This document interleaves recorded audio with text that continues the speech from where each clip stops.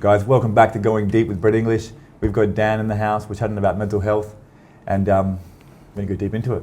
Yeah, brilliant, guys. Nice to be here. Fuck yeah, bro. I appreciate you coming down, man. It's always awesome to share stories. No, I really enjoy it, man. It's one of my passions, talking about like mental health and stuff, and also, helping people as well. Like, I really love that, because if I can, cut some of their suffering, that's really makes me feel really good, inside. It's like, it just sort of feels like all the suffering I went through isn't, just for nothing sort of thing, Exactly, yeah, beautiful. Yeah. I love that, man. Hey, because I've been battling mental health with bits of anxiety, bits of depression coming up at certain times. Yeah, man. And it can be triggered by certain people, certain events, social circumstances.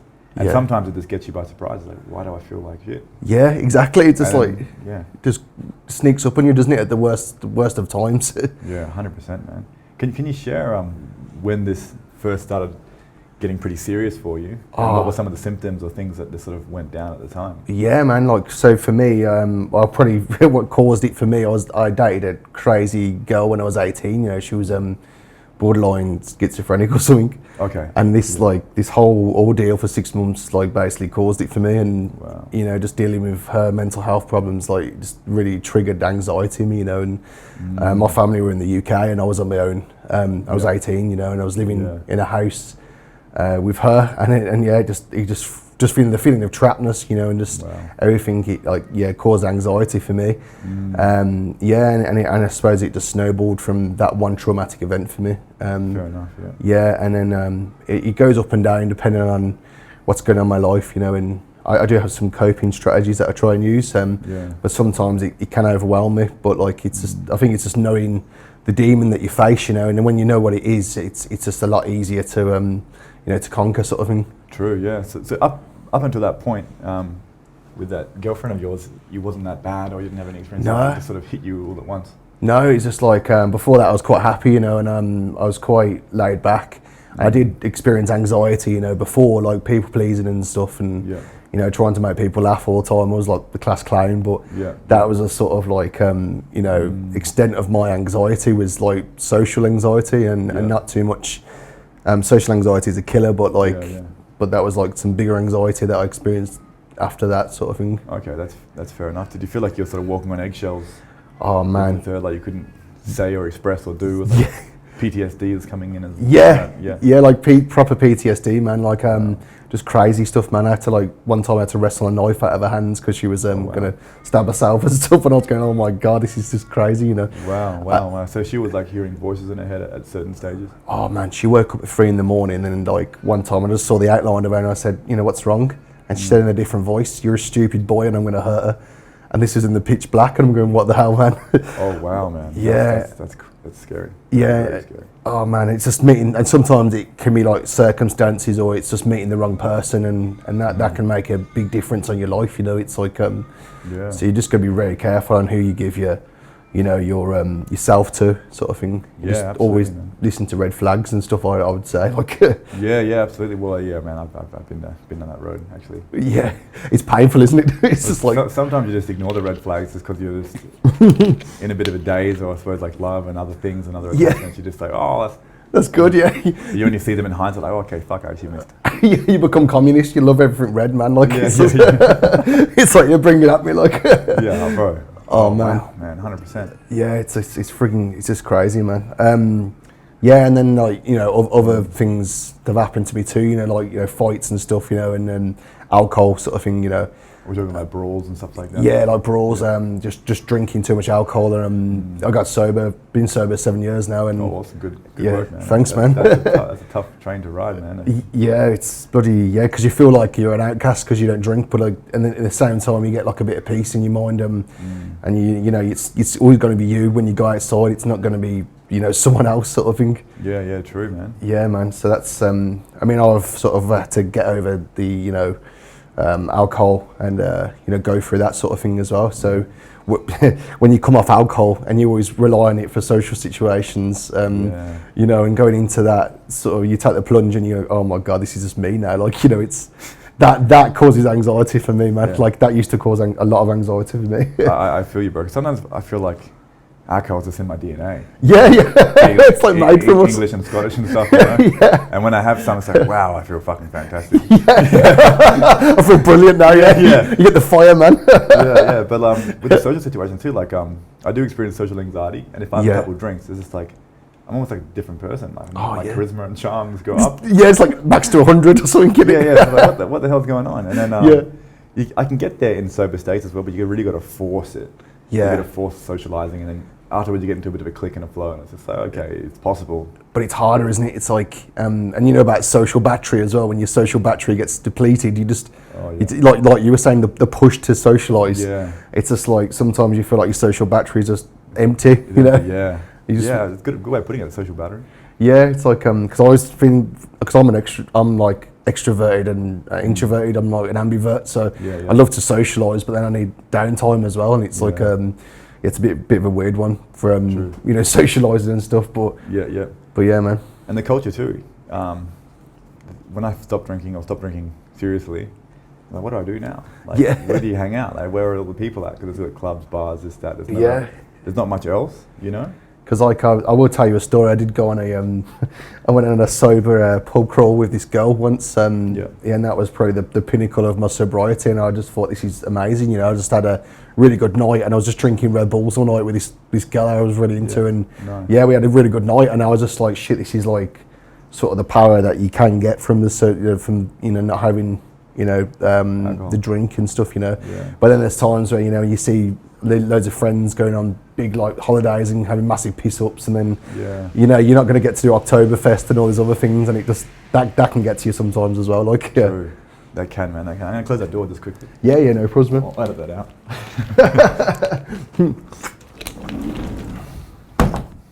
There's a lot of crows and car noises. Man, we got kookaburras near my house. They just go freaking crazy. Yeah, man. Can we go back to the relationship you had? How did you actually break it off with that girl, and how did that go down? It's a bit embarrassing to admit, but like basically I was a husk of a person. And well, actually, because I know that you look into philosophy and stuff, and also spirituality, but I actually was a hardcore atheist, and I had a time where I wanted to kill myself over it. I was in a bad place, and I basically went to jump in front of a car, fell back into some building sand, and then I thought I'll go home and try again, try do something else. I was ready to die, and then I lay on the bed, and it was just completely like today, this sort of weather, gloomy, like there's no sun or anything. And then I just felt I had no drugs in my system, no alcohol, just really down. And then I felt this light come through the room and like hit on my skin, and basically like it was just blinding. And then I had this strength come into me, and basically I was I was able to fight again and try and get rid of it, to the point where my parents came back over, and then I fell into a heap again, and then. I basically gave the girl I gave her a free strike policy. I was like, if you do something that's like controlling or crazy to me, I'm going to give you 3 strikes. And I just got rid of her with the free strike policy. And like I was completely like, scientific, just complete atheist, because I've been a Catholic most of my life, and we had it drilled into us, and I just hated it. I know what you mean. Yeah. They sound like forcing Jesus down your throat. Jammed into you, like indoctrinated, like you will be like a Christian warrior. You're like, fuck. It's just like mental, man. And push it through the other way. Yeah, it pushes you the other way. And then to have that experience, it changed my life, man. And some people have said, do you think it's just because of the depression or the situation you're in? And I don't believe so, because before that, my instinct was to just fall into a heap, and I would have kept them falling. Like that wasn't me. That was something else, I believe. Like something else. Yeah, that does make sense, because I work with people with schizophrenia in mental health for quite a bit. Yeah. Some people who just were impulsive liars and made up stories, and they were harmless. Yeah. But there were some people who would try to attack you, and they'd hear whispers and things voices like that, and I'm like, whoa, because I've looked into quite a lot of spiritual stuff, and obviously possession and things like that, and I do believe that some people can actually hear spirits and stuff like that whispering to them, and normally they try to push them away, destructive, or into suicide. Yeah, it's scary, isn't it? It's just like they leech off their life force, don't they? Like it's just evil entities and stuff. Yeah, I really, really do believe that, as scary as it is. No, I believe it as well, man. I'm with you. And sometimes I've experienced it myself, like just having thoughts like that. Well, where'd that thought come from? That's pretty scary. And it's not your voice, it's like someone else's sort of voice. Yeah, it definitely has a bit of a shock factor. We're just like, oh, a thought might come that's inclining you to kill yourself or have a dark thought, or and it's like, well, you really got to separate that and push it away. But yeah, it's just put it, like, compartmentalize it and just be like, just know what it is for what it is, you know. And but I mean, I had some thoughts in Fremantle. I lived in a house that was 120 years old, and same thing, no drugs or alcohol. Yeah. Just had a really weird experience in there. Like, we had this basically ghost, and he believed that he was still alive. And really, and basement ghost. Yeah, ghost. Yeah, and the ghost thought it was still human. Or yeah, it was still human, and like we were trespassing in its house. It was like crazy, man. Like, what were some of the experiences that would pop up? Oh fuck, man, it was like so weird. We had I was like, I fell asleep, and then I watched someone turn the light on and off. It wasn't like, you know, falling into a deep sleep. It was like when you're just 2 minutes in. Bit of a daze, yeah. Yeah, a bit of a daze, and I saw this light going on and off like that, and then, you know, the light, and it panned to the light there, which was the chandelier, and it was going like this, and then it completely smashed, twisted around and smashed against the ceiling. I was like, it was weird. And then, like, chandelier? Yeah, it was like this little chandelier, like coming from like, you know, like a copper pipe, and then there was like a little globe on the old school. Yeah, like an old school light, yeah, and it like just smashed against the ceiling, man. And I woke up with glass all over me, and I was going, what the fuck, you know? And we said to an electrician, we were like, you know, how could this happen? He said, you would have needed a 20-foot ladder, and you would have to swung off this chandelier to do this damage, because, you know, high ceilings in the old houses. You have to really hit it up there. Yeah, just like really nice, like smashed it, man. It was just crazy. And then I had voices in my head that weren't mine, and they were just saying to me, like, you know, you need to leave this place, or you need to hurt your family. And the weirdest thing was, I never had anything like that in my life before. When we left the place, all stopped. It was just like, and we know the woman that owns the property. She's a family friend, you know, and yeah, she's had like people stay there that had all this misfortune, like they divorced each other, the families have split apart, you know, all sorts, and domestic violence, and just really bad things, man. That's insane. Hey? Yeah, it's just like what you're saying about, man. It's just, I definitely believe it, man. Yeah, dude. Well, I just went down south to Denmark. I see this lady who's she's a medium and like a energetic healer, and I love talking to her and hearing her stories. Yeah. She's really grounded and down to earth, and she was in real estate. Oh yeah. She was trying to sell this property, and it just wouldn't sell no matter what. And she wasn't on the path of like a mediumship just yet, but she had that really deep intuition, and she's like, she went and chatted to the owners, like, hey, look, one of you are holding onto this property. That's why it's not selling. Energetically, you got to let go. It's like, who's doing it? And the husband's like, I don't know. And the wife's like, look guilty. She's like, oh, it's me. I have an issue with selling it. And they had a chat about it. And she's like, well, what about the old lady who lives in there? The ghost. And the husband's like, what? and then the wife was like, oh yeah, the old lady. I sometimes I follow her, and she walks through the walls, and she used to live here, and they're full on talk. So they actually needed the wife needed to let go energetically, but also let go of the old woman as well, who they actually had a bond with. God. And then after that, they had that chat. They did a little meditation thing, or the wife did what she had to do. Yeah. And the house sold next week. Fuck, that's crazy, isn't it? It's just insane, like little things that pop up. It's the power of the energy as well, isn't it? It's like with the living and the dead, you know, you've got to decide, you know, you've got to protect your energy, and you've got to give it to the right people, because it is scary, like how people can either energize you or completely deplete you, isn't it? Like it's definitely something that you've got to be aware of, like I think. It's not just mental health, it's also like spiritual health. Yeah, spiritual health as well. There's not much, you can't really just learn about spiritual health. Like you're not going to get taught that at all. You have to read books, and you're sort of gambling as well with whose advice you're taking on that, you know? You're just like, oh, what is this, you know? And it's like, I think I was telling you about, in AA we have this thing called the hole in the soul, and they say, you know, how we feel like we should have everything. We should have the car, the woman, the house. We should have like the bank account. And then there've been people in AA when I was there that were like, I had all these things and I was empty. And then we were taught that it's a hole in the soul. There's something that's missing inside us, and we try and fill that with like, you know, materialistic things, you know, like, and then it doesn't feel the unhappiness inside us. And it's only through like understanding ourselves and also just being true to ourselves that we can feel whole, you know, and just pursue what, you know, we want to pursue. And because people, you know, society, they say, well, you should want the 9 to 5, you should want the children, you should want the white picket fence, and they think they want everyone to fit in this box, and you know, not everyone does, you know, because 100%. I don't want that myself, and I mean, I think it's really cool that some people do, but you know, society doesn't want you to live the life that you want to live if it deviates from their idea of a perfect life, you know, sort of thing. Yeah, 100%. I agree with that. One of my biggest struggles is approaching 30. It's like, okay, I don't have that career, I don't have that wife, I don't have the kids or the house. And I'm just like, do I actually want those things? Because I looked at getting mortgages before, and I'm just like, man, 30-year mortgage, tying me to this job. I'm like, every 2-3 years I change my career quite rapidly. So. It's just like scary. Some of my friends who have kids as well, and a mortgage, is sort of like, it kind of holds them down, where their options get less and less and less, unless they have a huge amount more money to sustain that. I'm like, well, you're jumping on that hamster wheel. Yeah, it is, and you can't get out, can you? You're just sort of trapped in a way. Yeah. It's a tough one, hey. It's a tough one. So you've got to like weigh it up, and just think, you know, what you really want. Because for me, I'd love to travel the world, you know, and just because I'm trying to learn day trading at the moment. I want to day trade and travel the world, you know, just be like one of those nomads. You know, they call them digital nomads. There's loads of writers or beautiful, you know, people that do like things just around the world, and I just think for me personally that would be like amazing. But like, I think there's other people as well, like.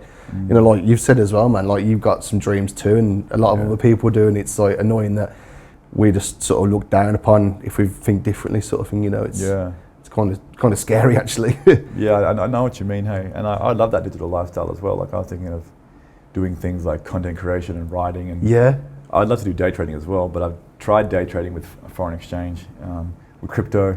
So the markets are so volatile. It's like, how the hell do you stay ahead with that? It's scary, man. And like, I'm gonna spend like a good 12 months trying to learn it, you know, backwards and forwards, because I've been burnt by it before, man. It's just it's scary. Just don't leverage trade. Oh man, that's the worst, man. I've heard some people who have done leveraging and they've made like $500,000 in a couple of weeks and then lost it all. So how the hell did you cash out? You know? You just feel physically sick. You're like, oh god. It's next level. But, back into the alcohol and addictions and that sort of stuff.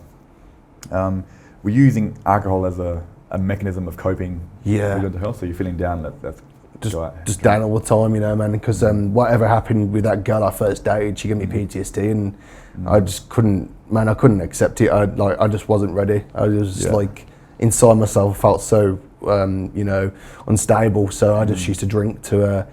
I used to say to myself, I'm young, you know, because I drink like heavily from like 18 to like 25. Same. Yeah, same as you, man. Yeah. Oh, hard, man. When I was 18, it was just go all out, don't you? Like, you just pickle yourself. You're just like.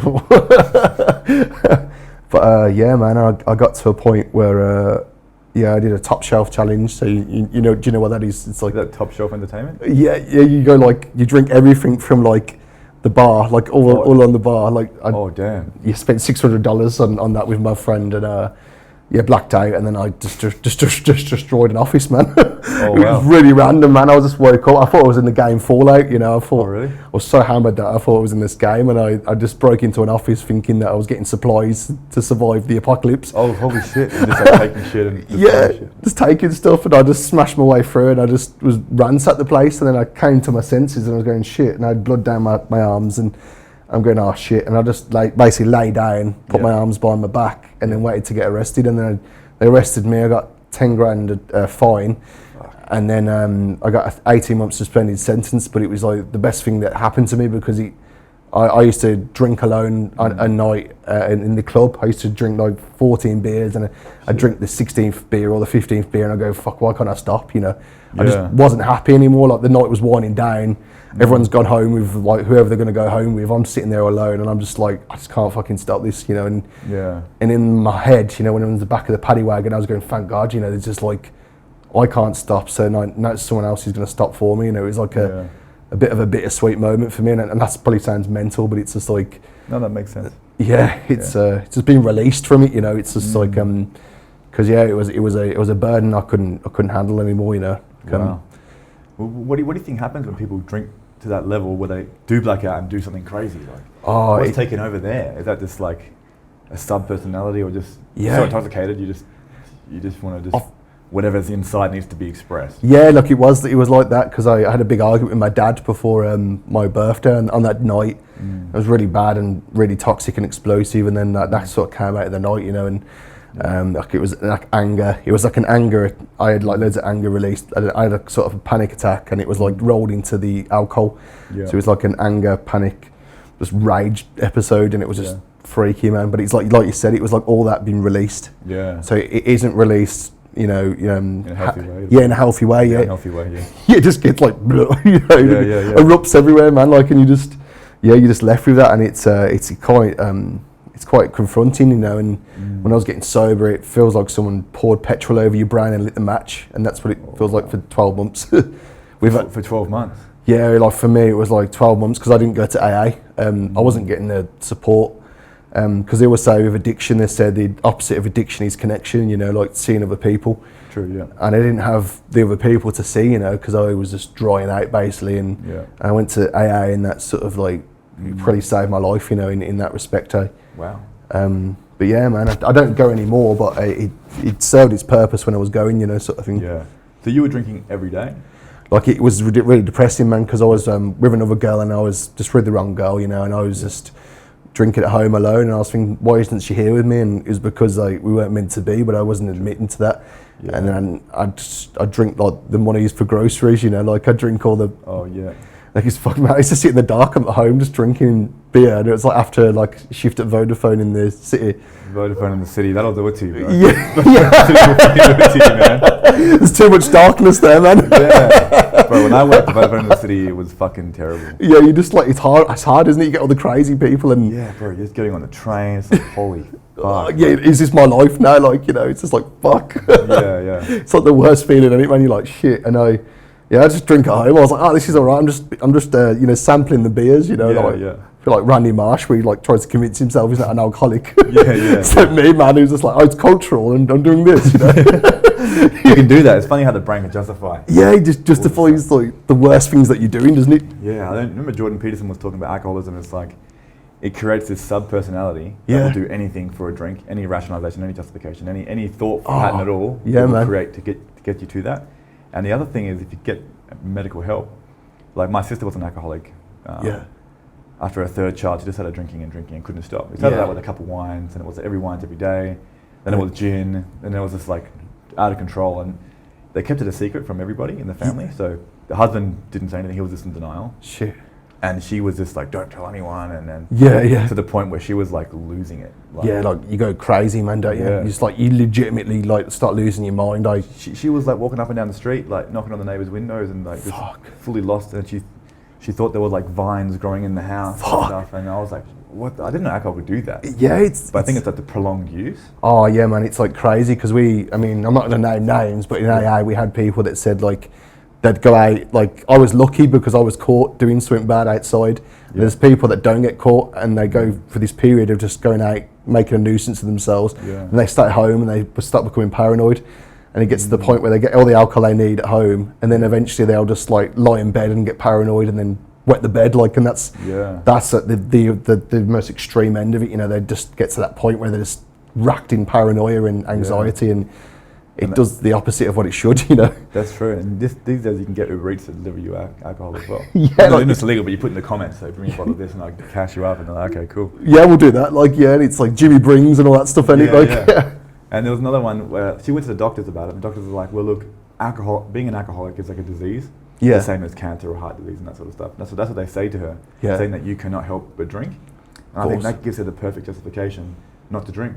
I honestly believe that human beings have the power to put the bottle away and never take it again. Oh, of course, yeah. But the doctors sort of take that power away from you, saying, no, you can't help it. It's almost like you have cancer. And I'm like, she was saying this to me, my sister was telling me this. And I was like, what are you talking about? I can understand it's like a disease and all this sort of stuff, but like, people get sober every day. Yeah, of course, man. And it's like, we have the power, to do that, because I've been out of AA for 2 years now just didn't agree with some of the people there anymore. But like I've been sober 2 years without the program now, and I'm still doing pretty good. I'll smoke weed once or twice here and there, but I'm not.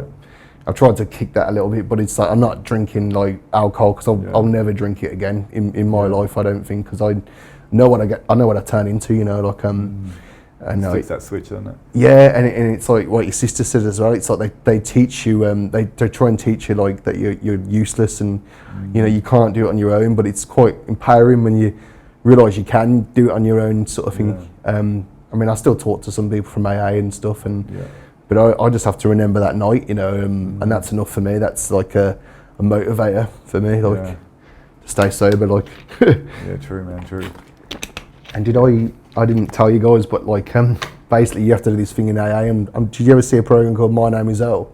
Yeah. I like that show. Yeah. Yeah, cool, was it, man? You got the list and stuff. Like, it goes around the list. We have to do that in AA. We have to basically. Or like make up for all the things you've done wrong. Yeah, like I basically cool. did that for like about 2 years.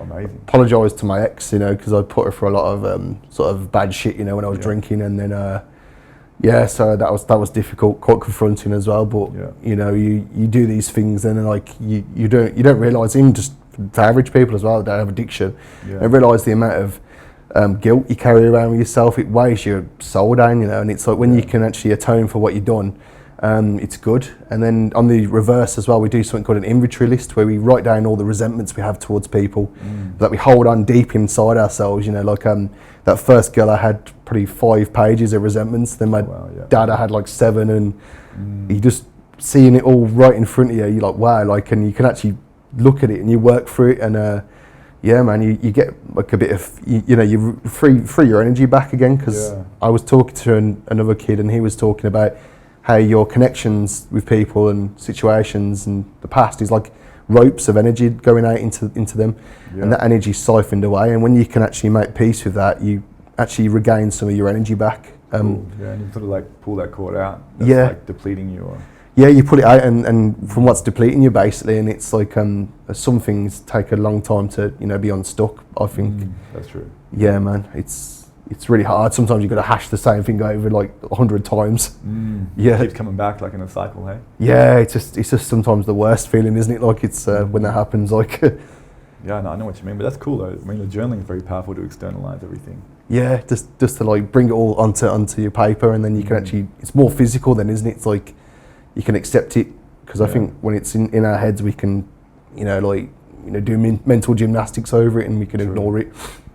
Yeah. I mean, in the early stages of you getting sober as well, what were some of the tools that you used, or the thoughts that you had to sort of not go back into the drinking? Yeah, because like I just kept on thinking about in the people it hurt, you know, because I think there was one night where I headbutted my cousin, you know, and because he was talking about this girl that was like my ex, and I headbutted him, and then he punched me and he broke my lip, and then I went back to my friends where he was, and we saw each other and just laughed, and my friends were like, what the fuck? And it's just because our family's alcoholic, you know, that was normal, but it's like fair enough. Everyone else was like, who normal people are like, what the fuck are these guys? That's like the real like English, you know what I mean? Like English Irish, just like, you know, just messing with each other, you know, just punching each other. It's like, but I'm not. That's the weird thing, man. I'm quite a gentle person, and people call me a gentle giant. I'm not a violent person, but when I'm drinking, I'm just violent, you know, and I'm just not.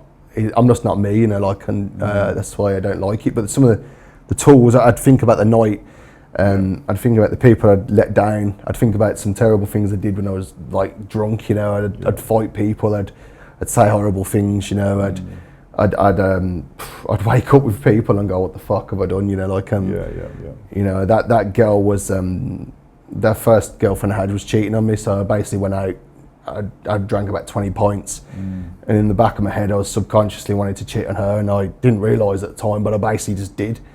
And then she called me up and I was with this other girl, so I just answered the phone, and I let her hear everything that I was doing. And at the time I thought it was brilliant, but then as I reflected on it, I just thought it was bad, and I was stuck.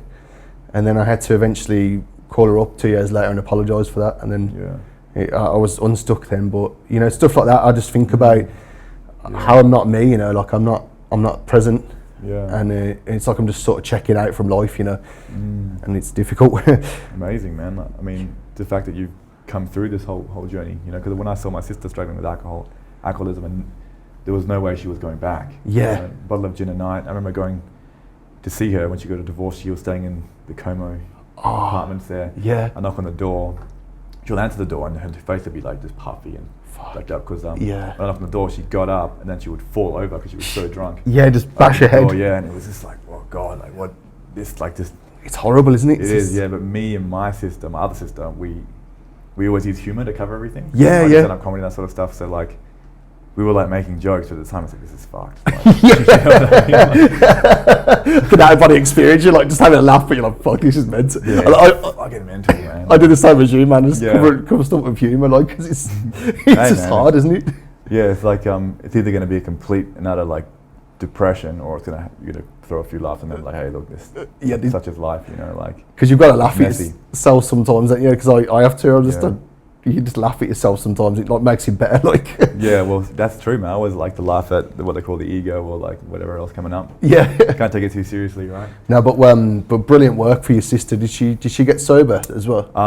No, she didn't, man. Well, this is kind of a sad story. She was drinking a lot, until she ended up getting ulcers in her stomach. Oh, fuck, man. And she passed away in 2020. Oh, I'm so sorry about that, man. Yeah. I'm really sorry about your loss, man. I appreciate that, man. It's all good. Because I had friends in the program that I lost as well for the same reasons. Like, and it is, man. It is like a disease, man. It's like you know, there's some of us that aren't as lucky, you know. And I just I do feel for those people too, because what I think, I look at them though, and sometimes I think, well, at least you tried, you know, because there's so many people that just drink themselves into oblivion and they don't try, like once. At least sometimes through the program I've seen people that have been able to get their glimmer of like something, you know, they've been able to see something else, you know, even just for a time, man. Like, I can't explain to you when you get sober, like how good it is just to see just clearly, just even for like a week or so. That in itself, man, it's a gift, and I think your sister got that gift too, that was able to see, you know, man. Yeah, she did. Rehab's quite funny here in Perth, because she checked into rehab like 3 or 4 times, and she just checked herself out, checked in, checked out, checked out, and it was always, oh, they didn't do this right, they didn't do this right, all these different things. But at the end of the day, she's justifying it. Yeah. At one point, she checked into rehab. 2 days later, checked herself out. Yeah, it's like, there should be some. I mean, you don't want to lock people in there, but there needs to be something sort of like, hey, look, you can't just leave after 2 days. Like, you can't just leave after 2 days. You've got to be there for, like, you know, to come clean and stuff, isn't it? Like, exactly. And I think also it's the connection side of things, you know, because sometimes, you know, like, I'm spiritual now. I wouldn't say I'm religious, but like, even sometimes the AA program can be quite confronting to people that are spiritual, like we are. It's like some people that aren't religious, and that puts people on the defence. It's very Christian based, isn't it? Yeah, it's very like, you know, if you don't fit in the box sort of thing, you know, you're out. But there's one called Smart Meetings, and they're like, they, you know, use people like that are, you know, like yourself, man, like with mental health and addiction counsellors. They are all in like a meeting together, and they sort of help people, you know, and I think that's an alternative as well, because I think that's where, you know, some addicts fall for the gaps. It's just having like, you've either got rehab or you've got like the alternative. And I think, you know, sometimes, like, I've had friends like your sister as well, like, sometimes there's no good like fit. And when you don't fit in either camp, it's just like shit, and then you just think, well, I'm just going to go back to what I used to do, because it's like, it's like when you become sober and there's no outlet to help you, it's like you just feel like you've lost your identity. True. And that's sometimes why a lot of my friends went back, you know, because they're like, I've lost my friends, and I mean, they're not really friends to begin with, but like... Yeah, I know what you mean. Just people to hang out with and drink with or whatever. Yeah, they don't really care about you. Like, they wouldn't try and do something for you or anything like that if you were really going through stuff, or they'll like disappear if you're going through stuff. True. But yeah, man, I think that's... I mean, I can imagine that's part of the reason for your sister as well, and I think why it's a massive thing why we need to have something that's different, you know, to... You know, like a third alternative, I think, is really what we need. That's true, man. Do you have any ideas of like a third alternative, or do you have sort of you must have some kind of a picture of what would be? Yeah, man, because I think Smart Meetings are good in that respect, because it's just like, I think they're good in another respect, because they just talk about the present, but I think, you know, if you had something you can talk about your story, and you know, everyone's supported, you can be friends and stuff, and then like you just meet and then you support each other. I think that's good. You don't have to have steps or anything like that. You just do some of the things, like accept your wrongs, make amends, and then I think that's it. And just don't, like, you know, really hammer in like the whole God thing, because I do believe in a higher power. I believe in spiritualism, but there's some people, like, they're agnostic that don't, and it puts them... Just the word God can be people can be like, oh, PTSD from like their church or something. Yeah, like Catholic. Like, so because they say it can be anything. It could be like the universe, the sky, and that's cool. But then like some of the ways they go on it, like you lose that sort of like disarming thing. Then you got your your defenses back up again. True. Hey, it's quite funny because I do believe in God. Yeah, I do as well. Like a man in the sky, obviously, but like the source consciousness of everyone that connects everything. You know, I'm the same too. I believe in like the higher power. I do. Like it's like God, just not religion. I wouldn't say. Yeah, just because the rules and traditions of religion are just a little bit there's too rigid and just backwards, man. It's just like a bit corrupted as well. So yeah, it's just like but yeah, that's the thing. I mean, that's what a lot of people think as well when they go in. They're like, oh shit, you know. And like you were saying as well, it's just like the bad stigma that you get from it. Yeah. So I think sometimes that's it. And yeah, man, I think it is lonely. Like, cause you go from having like 20 friends to like, I had mates from high school, you know, like chatting to them for 10 years, drinking, having a laugh, we do things together, and like you have this massive drop off of people. It's like you'll lose 80% of like your friends getting sober, like I believe, because they don't like the person you are anymore. Like that makes sense. Yeah, I mean, back in the day when I was like clubbing every weekend, drinking a lot, you have a lot of friends. Yeah. They're not really real friends, you just see them when you're on the piss. Yeah, they're just false at there. There's just like someone just there, yeah. Someone to waste some time with, any. Yeah, 100%, man. I remember this one time I was at a nightclub, 2013, and I took this pill that my mates got me. Yeah. But I think it was laced with some kind of strange hallucinogenic whatever it was. So I took it. Yeah. And everything started just to really trip out really bad, and like I was hearing voices in my head, and like shit, man. The club would just disappear. I'd lose all my vision, and then it would just come back into vision. And then whoa! But luckily, this voice in my head wasn't like a negative voice in my head. It was like it was positive. It was positive in a sense, but it was sort of. It would just be like. It would just be reminding you, what are you really doing here? Yeah. What do you really want out of life? Is this really what you want to do? Like, and it was like, just analyze this man in front of you. There was a guy drinking at the bar, and I was just like, okay, I think this guy's kind of like lost where all of his spare time is spent in this club. Yeah. Just to fill up a space that's an empty void within his soul. Yeah. And I was just really breaking it down. And then the voice in my head is like, well, okay, first of all, that guy is you. Yeah. And you're living that experience and you're what you just described. Shit. And I was like, what? You know? Yeah, you're like, fuck. Yeah. And it's I was like, who the fuck is this voice? That's like spiritual, man. Like you've had like a spiritual experience, I think, on that. Yeah. So it was very scary at the same time, because the feeling I was feeling was a very strong feeling of unease, as if I was going crazy. Yeah, like you just like, but it's like the worst thing, because you've been confronted with like your life, isn't it? And like that's what I find when you really look at yourself, and it's the same for other people. If you try and help someone or you try and change them, that they'll defend to the death their like worldview, because it's like the survival mechanism. And when we challenge something that's wrong in us, or we could change and we could have something better, we hit back with the same thing. You know, it's like this survival mechanism kicks in, and we just desperately don't want to change, and it's like this resistance, you know. And I've noticed that, and that's what the freak out is, and it's just like, you know, fuck, you know, it's like well, it's something you need to break down before you can build back up again. Yeah, it's like you just knock it all down, man, and then. Because with myself personally, and a lot of friends as well, when you get into a sort of an argument or a discussion, they start defending their position, and they're just arguing to win. Yeah, to win. But they're not actually looking for the truth. Exactly. And then sometimes when you prove them wrong, they're like, "Oh yeah, that does make sense." I was like, "Why were you arguing so hard when you weren't believing in it?" But they can't answer that question because it's automatic. Yeah, it's like, and it's just like, what are we talking for anyway? And it's like, I completely know what you mean, man. With that, like, excuse me. You know, you're trying to. I've met people that just argue just to be right, and they're just the worst sort of people, and they just like. Yeah, it's frustrating because you get stuck in a loop. You're just like, oh god. Sweet. Yeah, man, it's just like crazy, but yeah, I think me and you both had like you know, sort of like spiritual experiences, like where you have those times where you've got to look at yourself really hard, and then you sort of try and change something about yourself, and then I think a lot of people, like, you know, our parents probably. They probably, I mean, not all, but like most won't look at themselves. They're scared to death to work on themselves, you know, and they'll just blame it on our generation being weak, or they'll blame it on something, you know, and they'll try and minimise it, but deep down they struggle. Like, and I think this is what they do, man. And it's like, I'm not sure if you've witnessed it yourself, but they're scared. They're scared of psychologists. They're scared of like.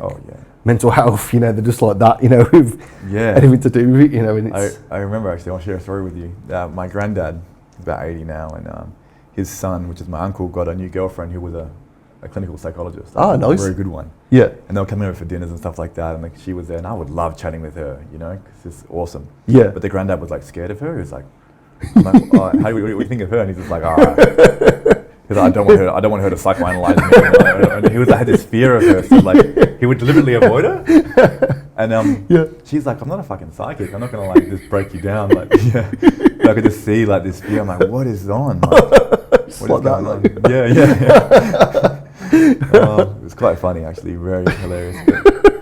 Yeah, they get freaked out. They're like, oh god. Yeah. But it's like, what are you hiding? Yeah. You know what I mean? Like if you're having that reaction, you know there's something dark inside of you that you're just not willing to look at. You don't want anyone else to see. Yeah, it's like freaky, man. And it's like, and man, it's so true because like even my parents, it was weird because like I was talking to them one time and they were like, "We're the first generation to tell our children we love them." I'm like, what? You know, it's like their generation was the first because their parents never did it for them, and it's like it's weird to see the progression throughout the ages. How like.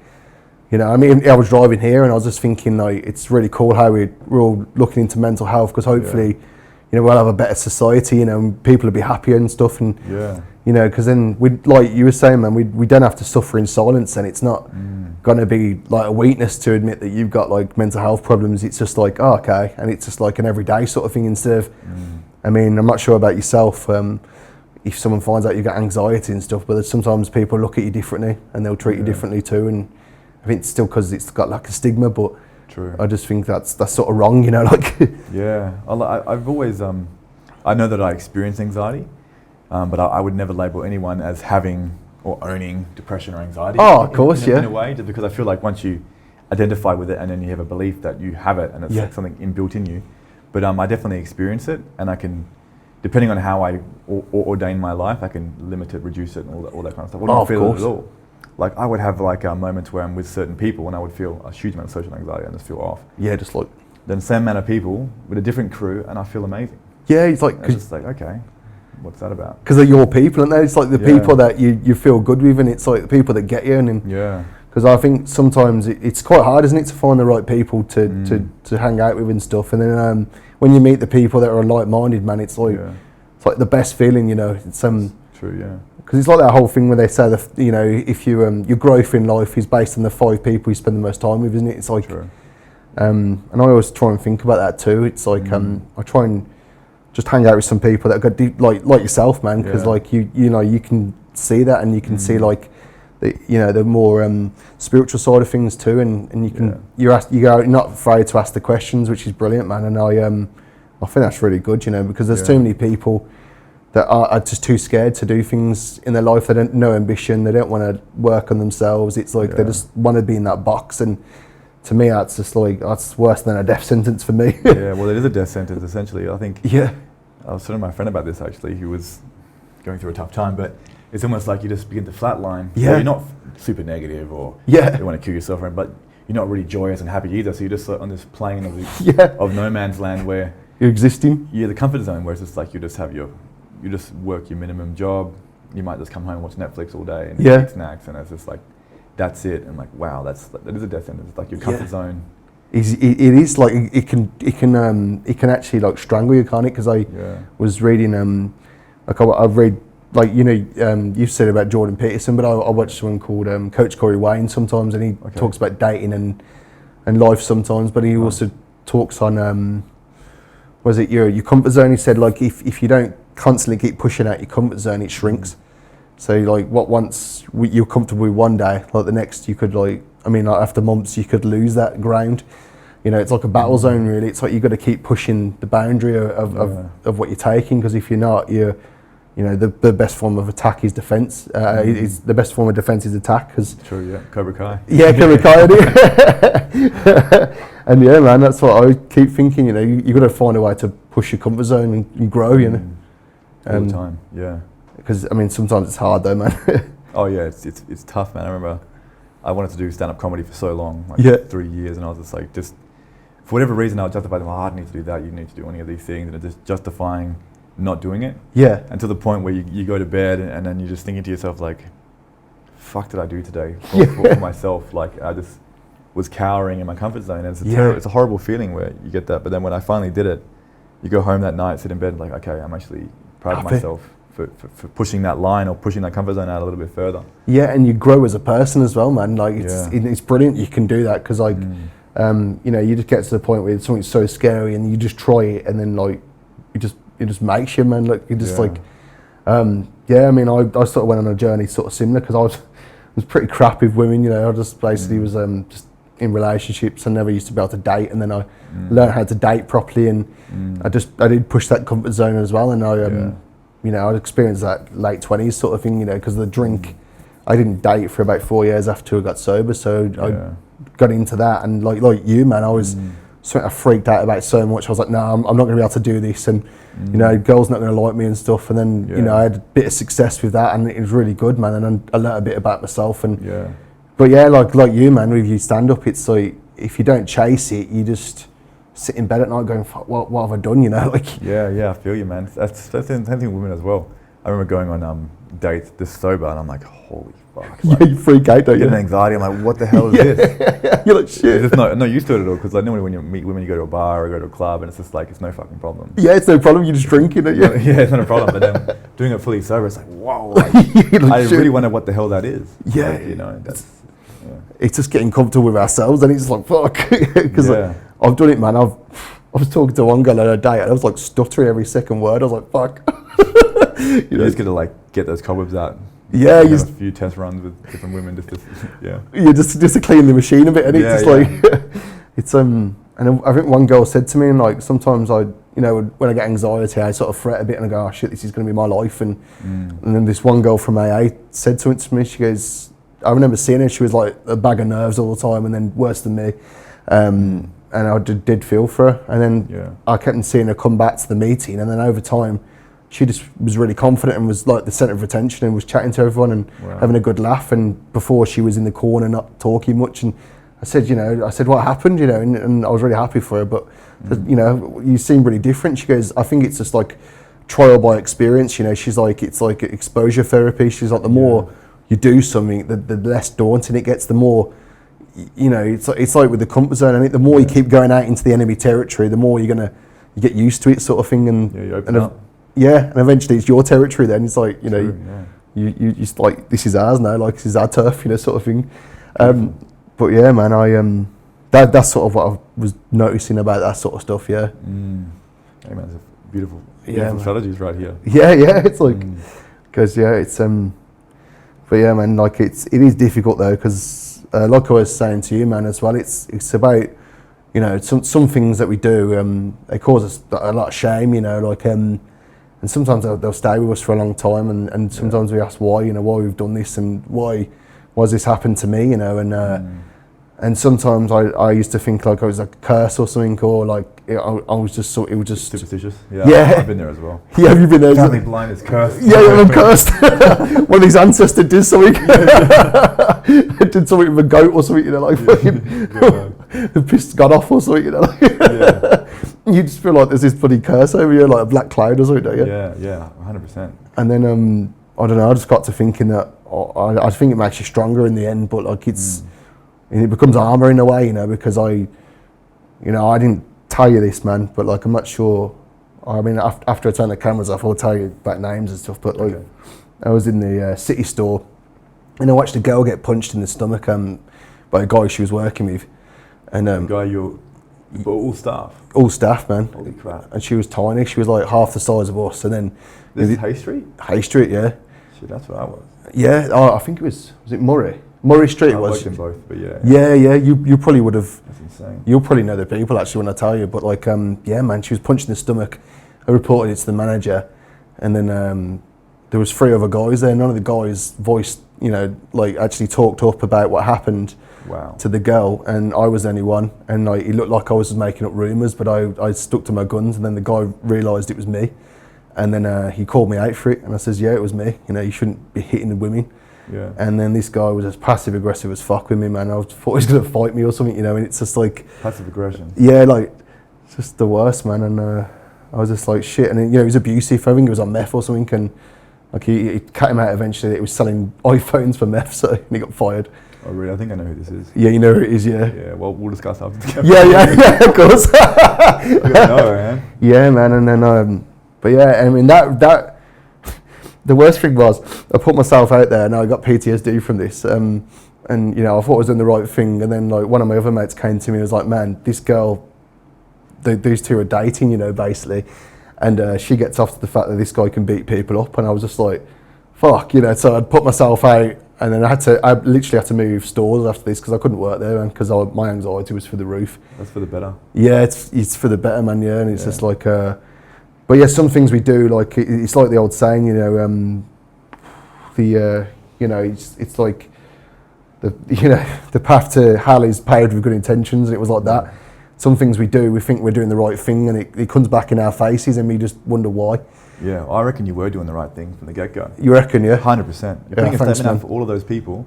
If a man punches another woman, that's not on. I don't care whether she has some weird fetish for it. You're in a workplace. Of course. And that sets an example for the other people. Yeah. And she obviously has some shit she needs to figure out, and so does he. Yeah. There's trauma bonding.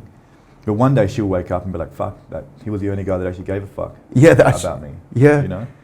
And I think, going back to, I believe there's a thing like called harmony, like resonance, like we're all just different vibrations and tunes to create a song.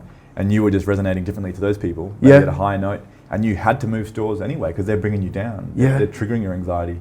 And when there's harmony amongst people, there is no anxiety. Yeah, it's like maybe there's people that you're surrounded with are causing the anxiety in you. Because I did see that as well. Did you see them? There's something. I mean, one of the guys, because he used to buy. I'm not sure if you've heard of tensors. They're like copper. It's something to do with copper and stuff, but it's something to do with frequencies. They were telling me about it. They said the human body like emits a frequency of like 2.6 gigahertz or something. Okay. And we was going into sort of that, but like more of a scientific way of like looking at the spiritualism of it. Yeah, yeah. But yeah, man, I definitely believe it. We're all on different wavelengths and we're in frequencies, and you've got to find people you resonate with. 100%. Yeah. You man. just feel the disharmony straight away. Yeah, and it like hurt. I don't know, like it sort of takes away from you. You sort of leeches your energy, doesn't it? Like definitely, man. It throws you out of balance. Especially, I mean, I struggled a lot working in retail.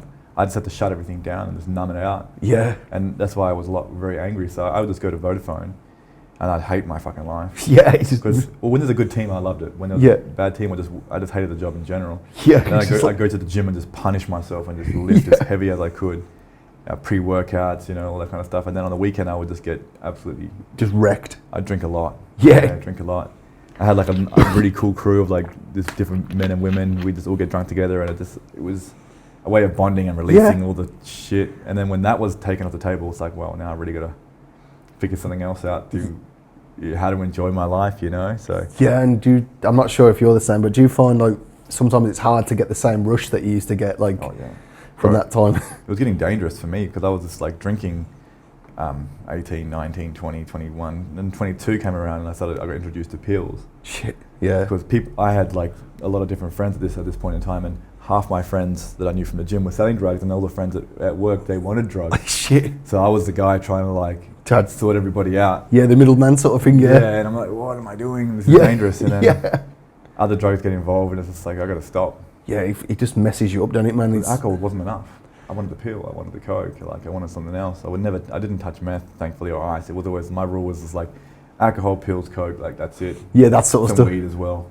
Maybe some pharmaceuticals. Like me, man, I did the same as well. Like, it's like, oh man, it's just crazy. Like, nangs and stuff, you know, doing nangs, and then like someone knew a pharmacist, and we just went to get this like experimental antidepressant that hadn't been released yet. Really? And we took some of that, and then it was just fucking crazy, and then but then it was crazy. It's just mental, man. We had Prozac once, and Oh really?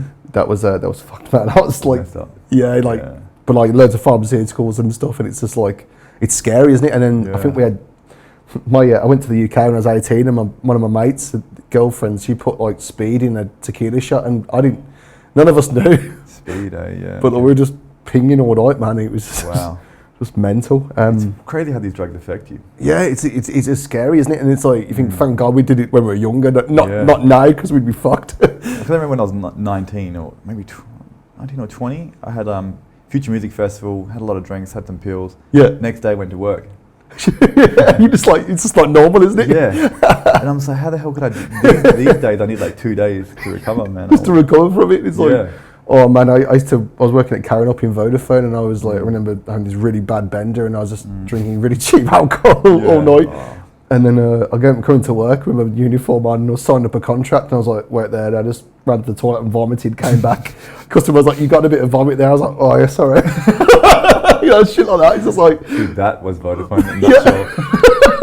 For the worst. Yeah. Like fucking, oh man. And then like, for some weird reason, I had like some in my hair I didn't notice. And then really? I was really bad, man. You're probably the first person I've told, but I basically got a comb and just... and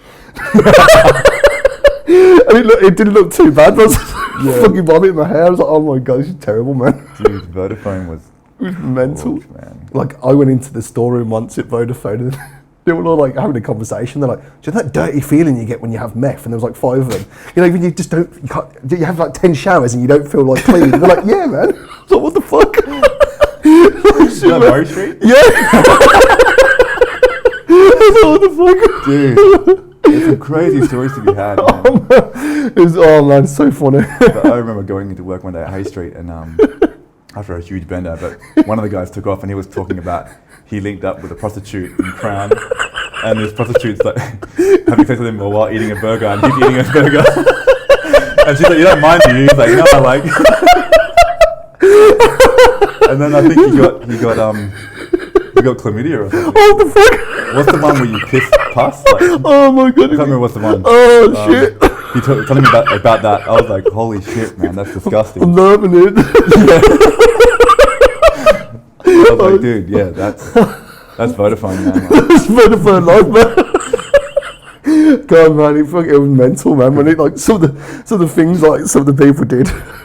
But it makes you wonder. I think that's the only way we survived. Like, I think we all just hated our jobs. Yeah, we hated it. So we just alcohol and drugs was like the weight of like just like yeah, go for it.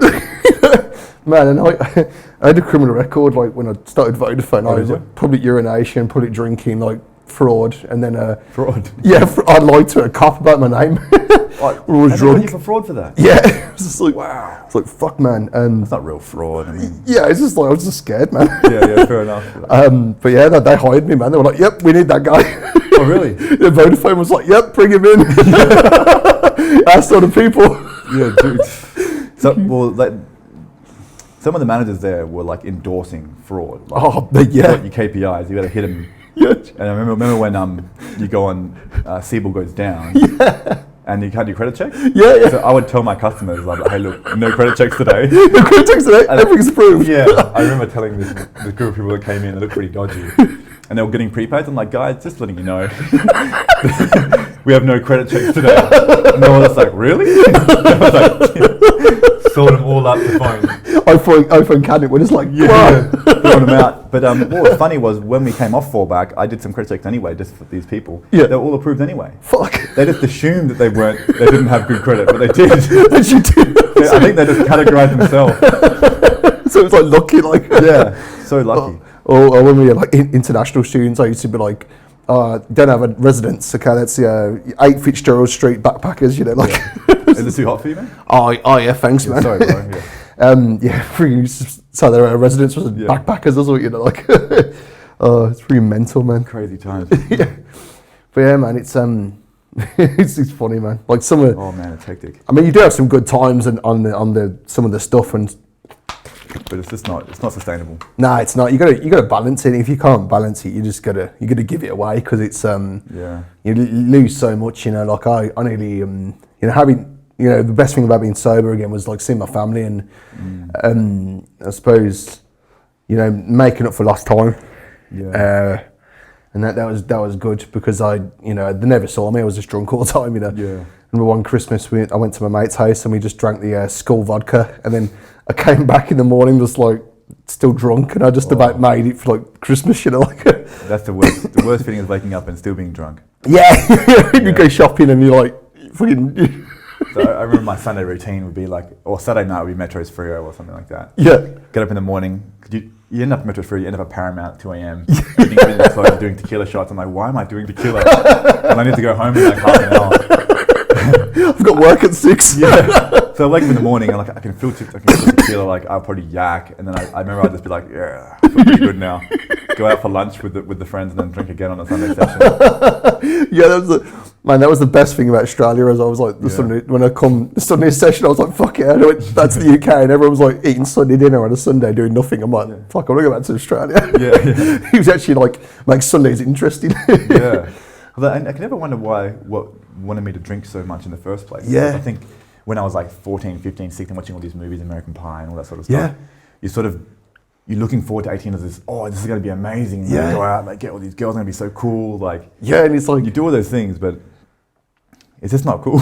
Yeah, it's not the same, is it? Yeah. It's like, I'm not sure about you, you could probably remember the best party you've ever had, and it's like, once you have a party like that, like it's like chasing the dragon. You never get a party again because you get older. People don't drink as much, and there's not as many parties. And then, for me, man, it was like that. I was chasing that ideal of the best party. Like the crazy parties you see at the frat houses in America. And I was like, if I just keep drinking, I can achieve that level of like epicness. Yeah. And then never comes, man.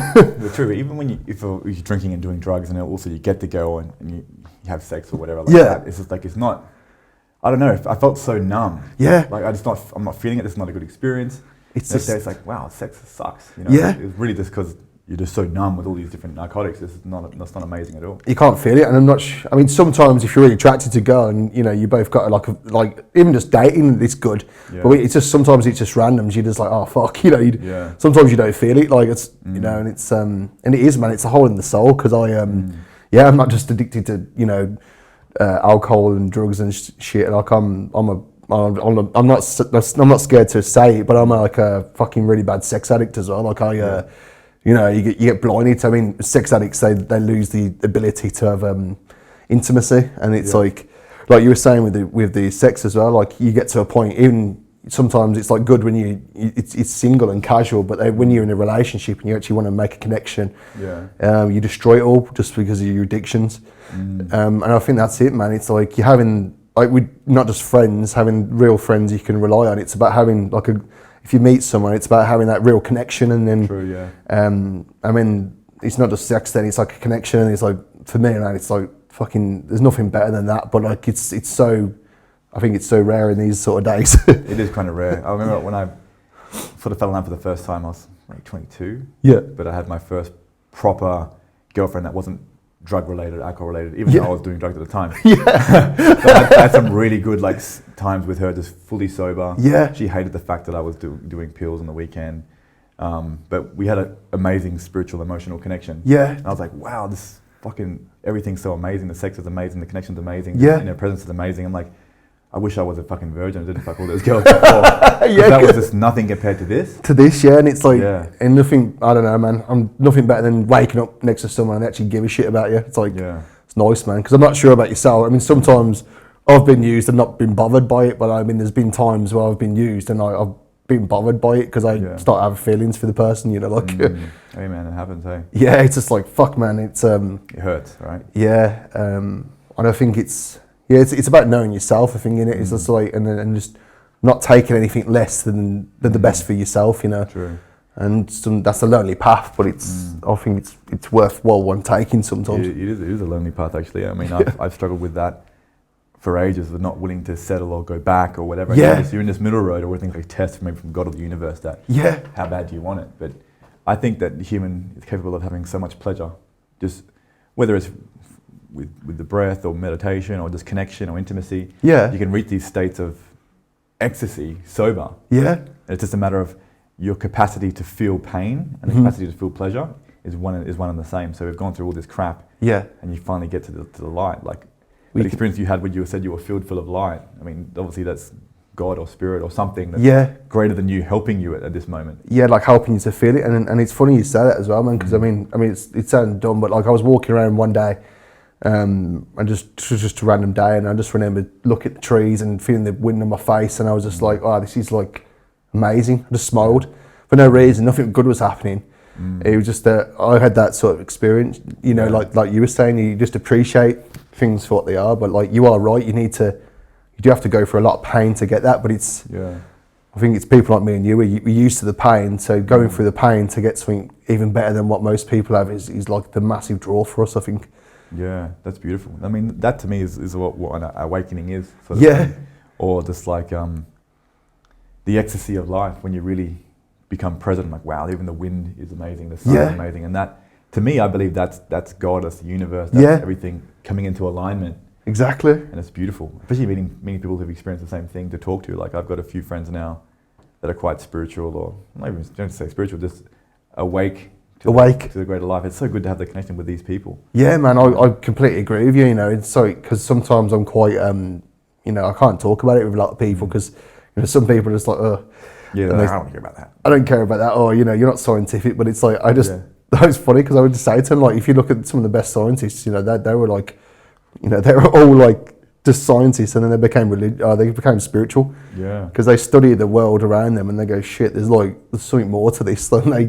100%. Yeah. I had this guy on the podcast talking about mathematics, and he's like, at the bottom of mathematics, at the bottom of quantum physics, like, you find God. Yeah. Or like, not man in the sky, but like you find a grand, higher power. That like you just can't explain. Intelligent design and stuff, isn't it? Yeah. It's like Albert Einstein, Nikola Tesla. I mean, I'm pretty sure Isaac Newton, I don't know, but it's I'm throwing his name in as well. They find something that's great. I mean, the quantum physicist, I can't remember his damn name now, but he's like, there is only one mind in the universe. Yeah, that's it. They're all drawing upon that mind with an individual experience, which is like wrapped in ego, which the ego is not a bad thing in my opinion. No, it's not. It's just your conditioning that's bad. Yeah, you can program yourself to be whatever you want. Because you can still be like, I mean, I struggle with it sometimes as well. Like, sometimes I'm just way too humble for my own good, you know, and like to the point where I just put myself down and I don't have much confidence, and I think you have to get, like you said, man, you got to get the balance in yourself, ain't you? It's not about being arrogant, but you just got to have some confidence in yourself and that self-belief. Self-belief and stuff, and not be scared of that. But yeah, man, like you were saying with and I'm not sure, have you ever heard of the Fibonacci spiral? The Fibonacci sequence and the spirals, yeah. And you see them guys that like study it for ages and go crazy, like just because they think like it's like the universe, isn't it? It's like it's like that, you know, they're finding God in a equation. It's like where'd that come from? That was weird.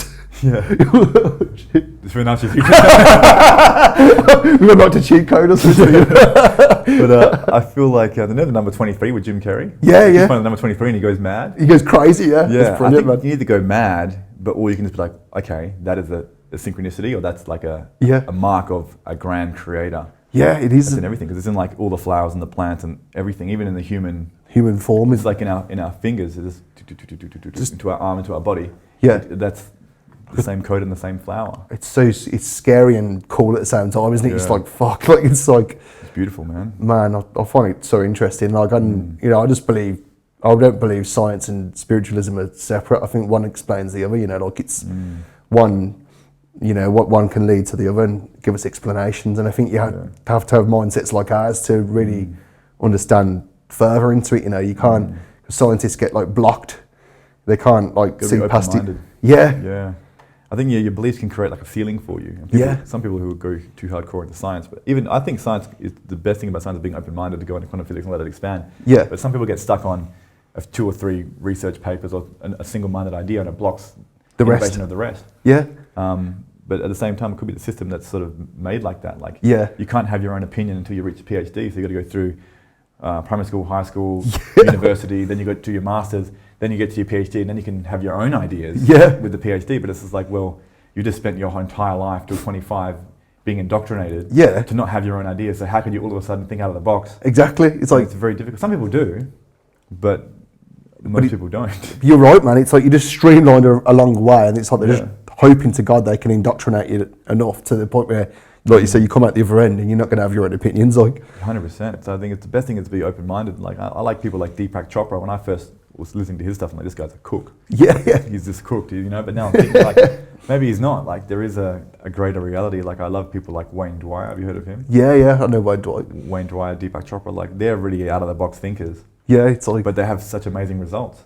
Oh, it is amazing, isn't it? Like you just gotta, you gotta think in a different sort of way, you know, because you know it's like doing the same thing. Like you know, it's like you need to do something different if it's not working. Like, 100%. Yeah, man.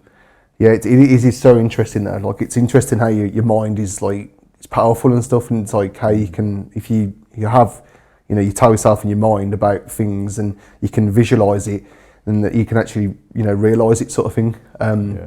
Like I'm starting to realize that myself. You're just gonna try and visualize your own success and manifestation. In manifestations, yeah.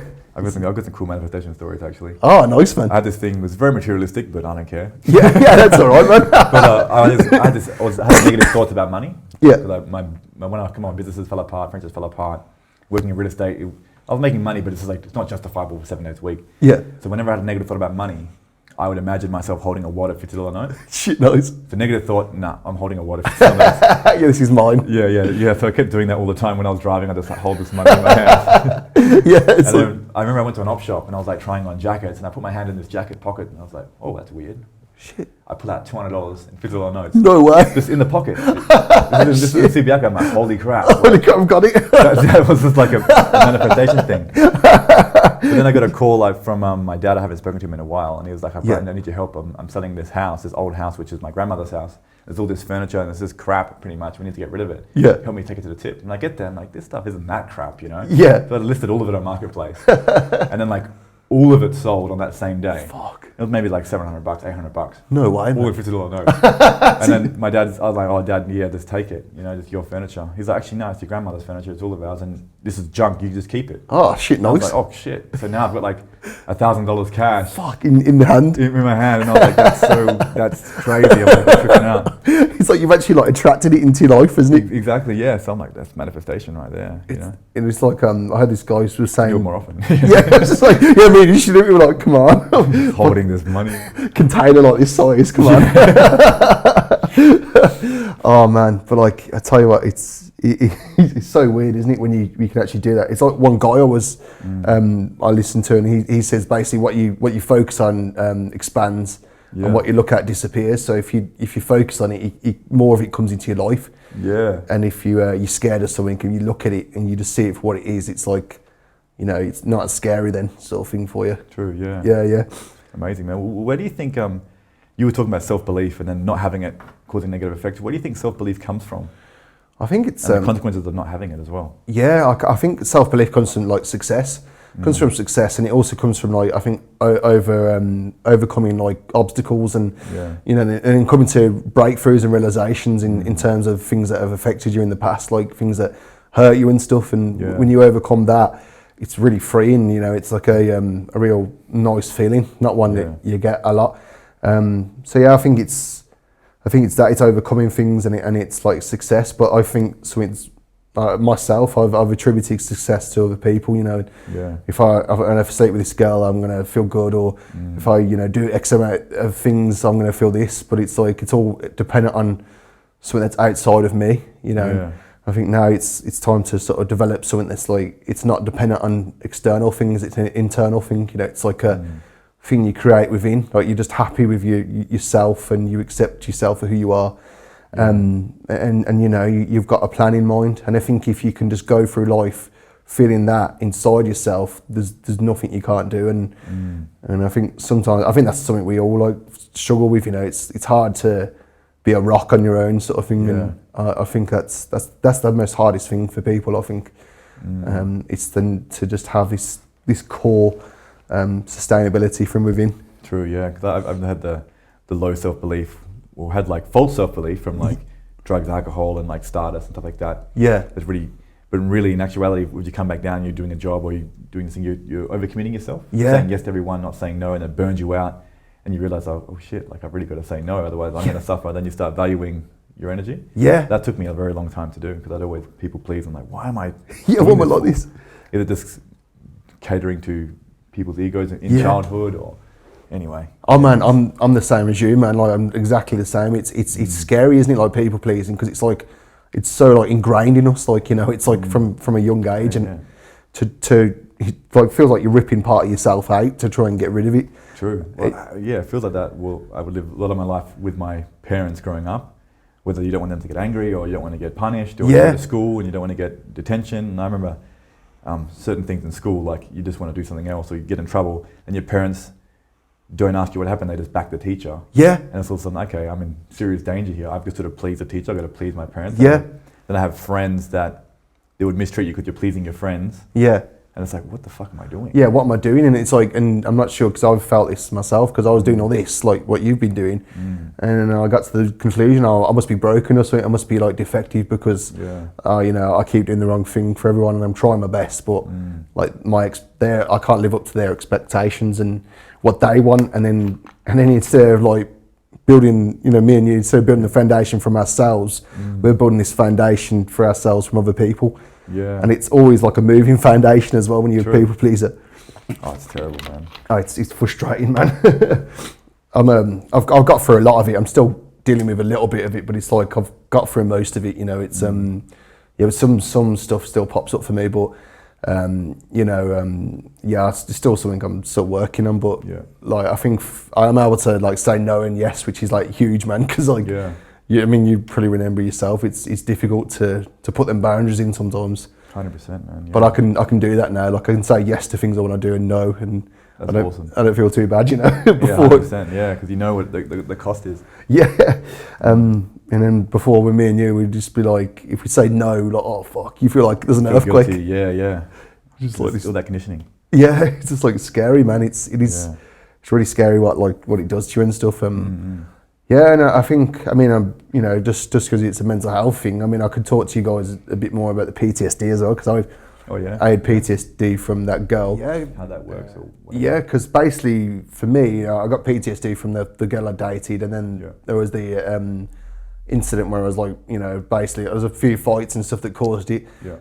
The thing at Vodafone messed me up a bit, you know, just like, give me PTSD, like, it was just all added on top of each other, and it became what's called complex PTSD. Okay. So, you know, PTSD, you get the hypervigilance, you get scared, you want to like protect yourself or the people you love, or you feel scared a lot. And then I felt like that. And then, yeah, it just manifests and you can't get rid of it sometimes. These like thoughts of protecting people? Like you're just worried that people you care about are going to get killed, or you're worried that, like, you know, you can't protect people. And, you know. I get that a lot, man. Do you get that too? That's weird. I recently just have like just making new friends and different people hanging out with them. It's like, and my thoughts might skip to like someone confronting us or them getting into a fight. I mean, having to defend myself. I even have dreams of me like this, like really hurting people. Yeah, it's so I'm like, what am I doing? Yeah, what am I doing? It's like, I don't need to protect everyone. Like, it doesn't make any sense. It's like we can't, you know. It's like we can't be everywhere at once. But man, it's scary, isn't it? It's just like you just want to be there to like protect people, and you feel like you blame yourself when something happens to someone and like you're not there. Yeah. So that's PTSD. Yeah, it's like a bit of PTSD, man. Wow, okay, that makes sense. Yeah, man, like, but like, it's not a bad thing at all. It's like it's good that when you realise that when you got it, you know, and sometimes it gets triggered by like there's like loads of myths and it says, oh, you have to be in the army to have PTSD, and it's not. It's just you have to have a really traumatic event, you know, happen to you.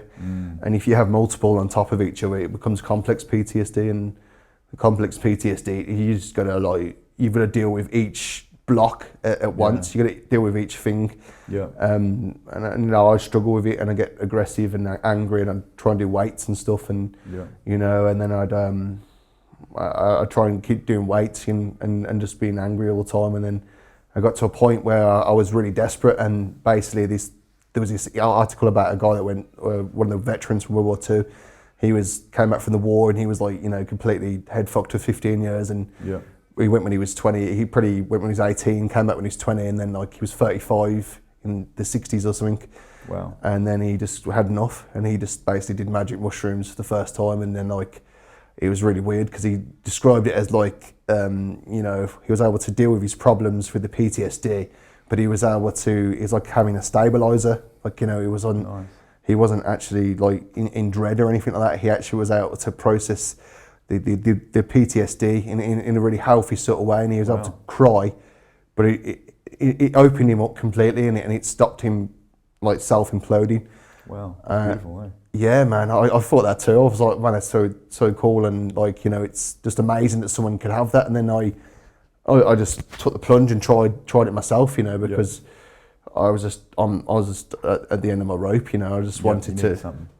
Yeah, you need to do something, can you? Because it's like, I'm not sure about you, man, but like I've been dealing with this since 18. You know, I just had this. I didn't know I had PTSD for a long time, you know, and I was just wrecking my head, you know, giving me loads of anxiety, making me feel out of control.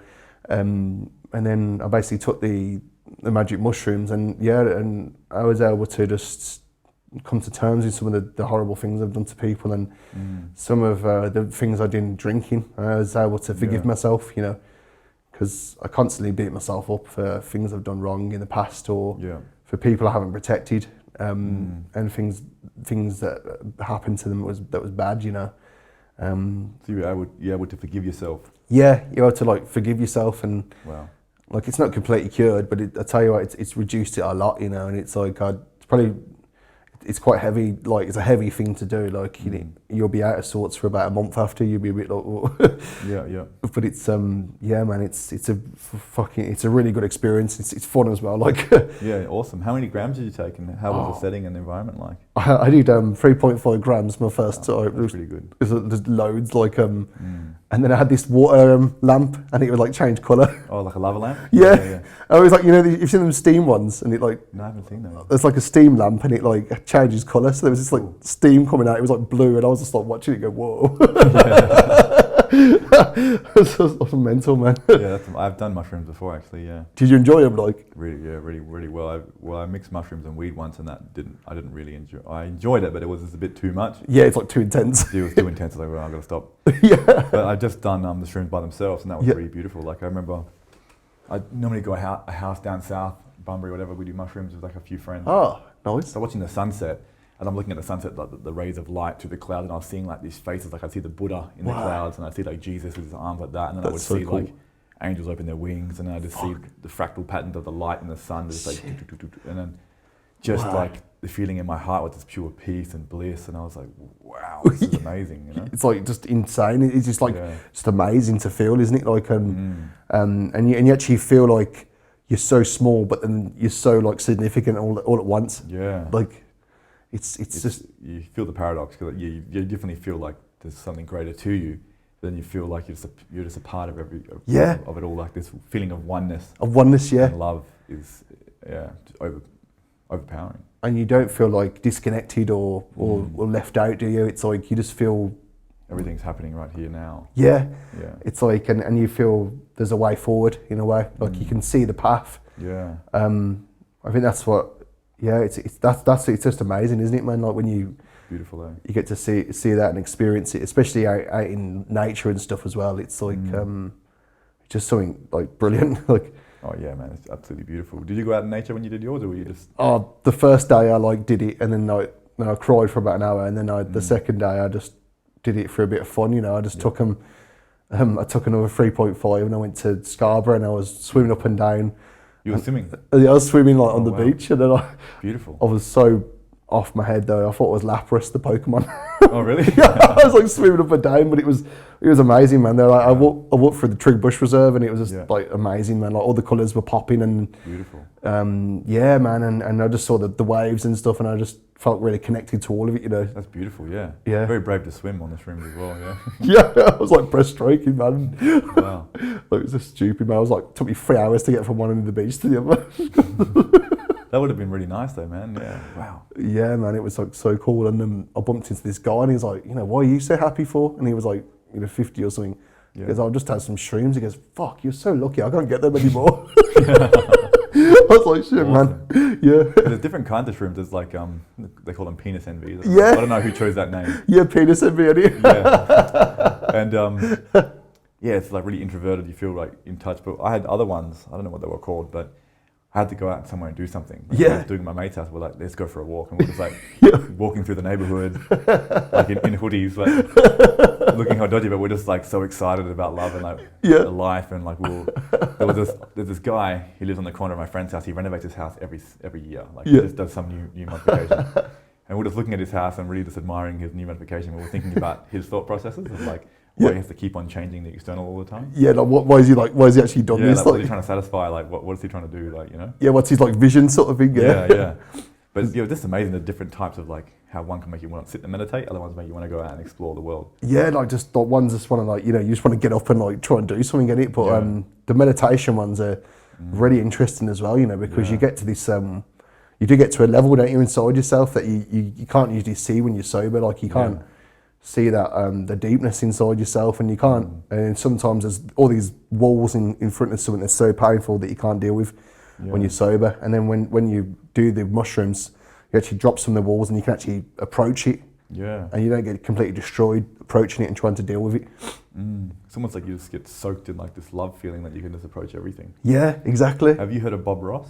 No, I haven't actually. So there was a guy who fought in the Vietnam War. Oh, Bob Ross, the painter? The painter, yeah. Yeah. He had extreme PTSD from the war, and then he started taking mushrooms and helping himself in this regard, and now he's like the most peaceful man. He does the paintings. Yeah, it's like just paints that in. Man, it's so incredible. It's so cool though, and it's like I think that's about what it is as well. And with PTSD, you get anger as well. Like you get this like sort of anger that you feel you've been wronged, or your family's been wronged, or someone you care about's been wronged, and then that sort of resonates out. And I used to see anger as like this friend. Like I could use it to protect myself or people around me. Yeah. But then I started to see it as a serpent. It was just feeding off my life force and stuff. And then I went to see a psychologist, and they were basically like, you got to react to things. You can't. If you react to things, you just explode and you're out of control. But if you respond to things, you take 10 seconds just to think about it, and then you respond, and then it's a lot better. But that was something for me that I found really hard for a long time. Was just explosive all the time and really angry. And I find that's what PTSD did. But once you, like you said, you get to that deep level, it's really good, man. Like you can sort of see things for what they are. Definitely. So you almost realise that the anger's always there, waiting to get triggered by something. Yeah, it's like whether that's from childhood or from childhood or some ways you've been hurt and stuff. I find it's lessened a lot in time, since I've realised it. But it's lessened like a hell of a lot. But I still get scared. I still don't like it. I still don't like the anger. The anger, yeah. Well, I spoke to this lady on the weekend who actually does teachings of Mary Magdalene. I don't know, but she talked about the first step is the black rose, which this is mainly for women, but it's the same thing.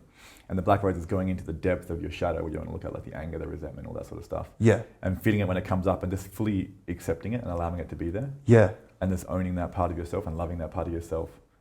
And over the course of a few months, they begin to dissolve and disappear and whatever else, just by accepting it. Because a lot of times we feel it and we're resisting it or afraid of it, and it just makes it worse. It grows, doesn't it? It grows, yeah. But if at the same time, if you don't look at it and you don't express it and you don't love it or whatever, anything, and then it will come up at a certain time, whether it's a certain trigger or whether alcohol triggers it. Yeah. Or the circumstances will just keep stacking up until something happens. Flip the lid and you just express it. Yeah. Well, I did it the other day. Basically, I just I sent a message to my sister about a boyfriend because I don't really like him that much, but it was just bad. Just like really? It was really bad. And then I apologised for it, but it's just it's strained the relationship a bit now. But it's like that's sort of stuff anger does to you. Like in. No, I can still see her and stuff, but it's just like probably did he trigger you in a certain way, this guy, or? Yeah, like he triggered me, like and it was like how you were saying, like how you just argue to be right, sort of thing. And he does that. Yeah, okay. And like you can't accept anyone else's opinion, and he's like has to be right about everything, and it's just the worst, man. It takes the joy out of conversation. Yeah, I feel like you have to express that. Yeah, of course, it's a healthy, natural thing to be like, hey, look. Yeah, this is what I feel, and this is why. Yeah, it's a very healthy thing to do. Yeah, to basically say to him. But yeah, it's you are right, man. You've got to. I've heard that too. I had a friend in the UK going through some really bad personal stuff, and then he's became a Buddhist recently, and that's what he said to me as well. He said that you've got to, with these things inside yourself, you've got to just look at them and accept them, because, like you said, man, it's if you don't, it just grows, doesn't it? And it just becomes something you can't control, like something you never like sort of get over, sort of thing. 100%. You have every right to just say it in a healthy way to him or her or whatever else, because sometimes like people need that truth as well, because he might be, that could affect his work, his relationship, all of his stuff going on in his life. For someone to say, hey, look, have you looked at this? He might get triggered and offended, but maybe years later he's like, maybe he was right. Yeah, maybe he was right. Yeah, because that's kind of my hope, because I know he's not a bad guy. I just think he's misguided in that way. He doesn't realise himself. Because he strains a lot of relationships with his family over it as well, and I know that's one of the cases. And no one's no one's been brave enough to tell him. Yeah, that's the thing. Everyone sort of hides from the truth. Yeah, it's like eggshells, isn't it? He's like, fuck.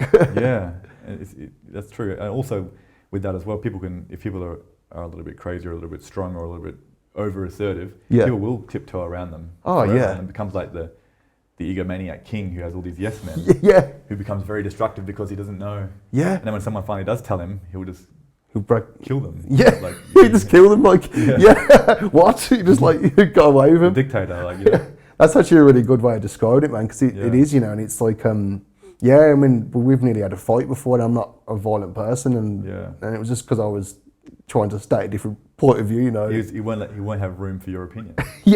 which is very frustrating, because it's almost like dehumanizing in a way where your opinion's not valid because I'm right, you're wrong. Exactly. I'm willing to fight for it. It's just like, whoa, it's bad. Not a good place to be, right? And man, if I say let's agree to disagree, he sees that as a slight as well. So it's like you can't really find in the middle ground either. You know, you can't find a happy medium to like. Wow. So you either got to agree with him or you got to leave. Yeah, exactly. Like that's the sort of. Wow, that's horrible. Yeah, it's like, but yeah, I suppose with mental health, it's like you're dealing with stuff like that, man, and it is difficult to navigate it sometimes. You know. True, man. Yeah, it's it's very very straight, like weird, man. So what advice would you give to people who are sort of struggling with addiction or mental health, as in what to do if they're sort of unsure of what step to take? Because that first step can be the hardest step. Yeah, I would say like go to an AA meeting, or go to a SMART meeting, or at the very least, there's an app called In the Rooms, and basically you can, you can basically get it on your phone, and you can watch meetings, and then get that connection sort of thing, because that'll give you the basics for your sobriety, and then I would stay in something like AA for 2 years if you can, or a SMART meeting. But I mean, AA is really good to stay in to begin with. AA is brilliant for like the sobriety. But if you can stay in it and then go to something else like a SMART meeting, you're doing good. But if you can't get out of bed in the morning, just watch a meeting. Like during COVID, I was watching about 10 meetings a day, you know. Oh, awesome. And so hearing their stories. Yeah, hearing their stories and, their perspectives and where they went wrong or what they found hard.